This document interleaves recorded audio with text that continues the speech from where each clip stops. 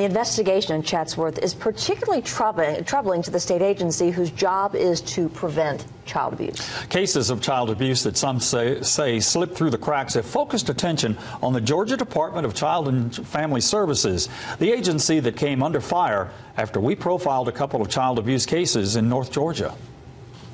The reaction to the Chatsworth case of suspected child abuse was fast in coming from Georgia's Department of Family and Children's Services in Atlanta. It horrifies us, and no child should ever have to experience something that horrific. Georgia's DFACS office has been a troubled agency after multiple high-profile cases in the past year, one in Catoosa County involving the death of 2-year-old Sahara Weatherspoon.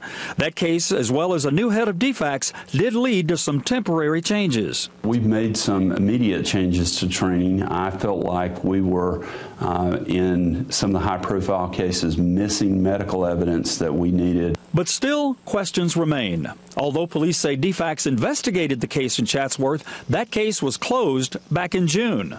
So what constitutes a closed case?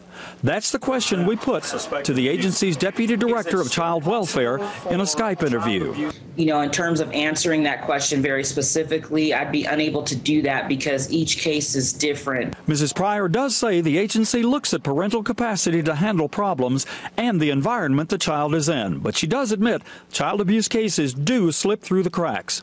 She says long-term changes enacted by the state legislature back in May would hopefully catch those cases. Although she could not comment on the specific case in Chatsworth, she says more work needs to be done to prevent it. We are deeply, saddened by what we've heard. In general, yes, a case like this would be troubling. Mrs. Pryor says first and foremost, the agency's primary concern is to make sure that children are safe, and she encourages people to call if they suspect child abuse.